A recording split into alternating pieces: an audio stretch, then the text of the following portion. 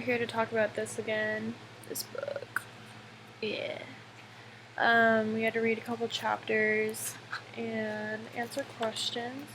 The first one was talking about if history means more if it's like in its original state, or if it has pieces stolen off of it, or the colors faded, and like if it's, I don't know, more meaningful to me.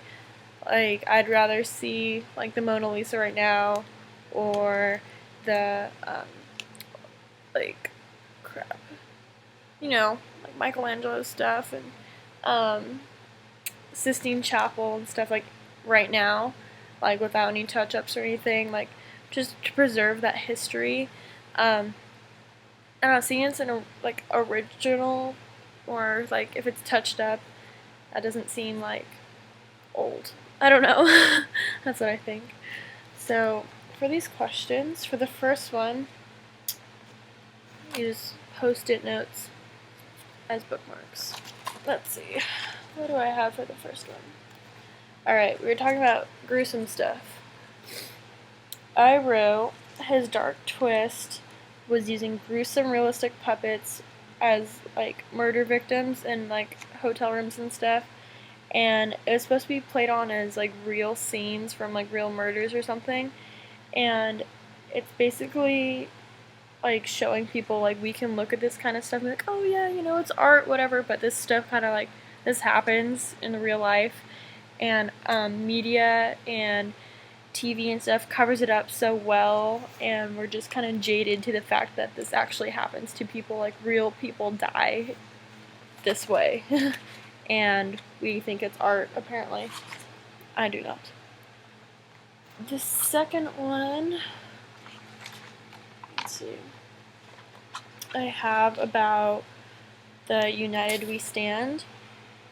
Basically, the entire public got pranked into thinking that there was this new movie coming out because pretty much Americans believe whatever Hollywood tells them to, and they were willing to think that this movie was coming out starring Penelope Cruz and Ewan McGregor, even though it was just fake.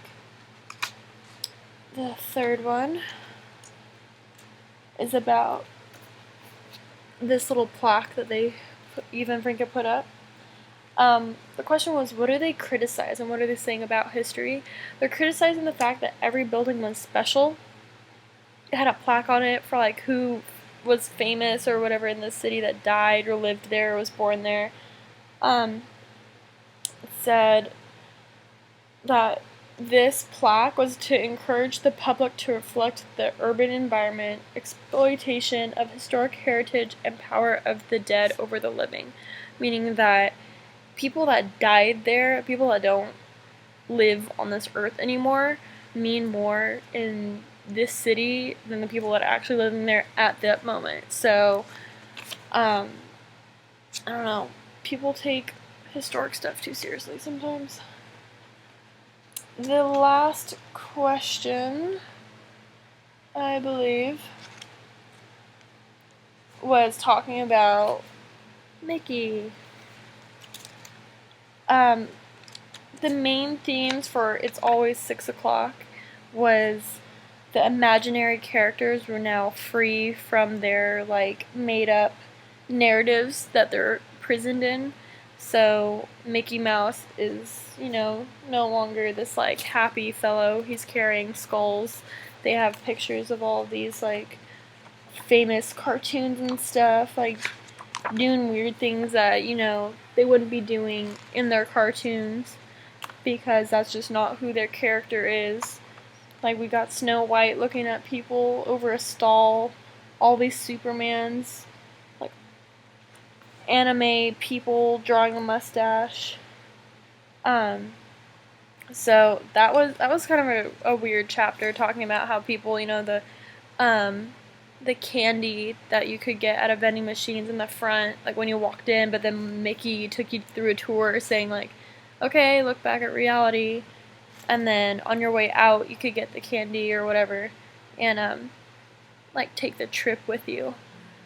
Well, this has been interesting and gruesome, and I'm glad that I already ate dinner after or before I read this. And I hope you have a good night, and I'll see you in class. Goodbye.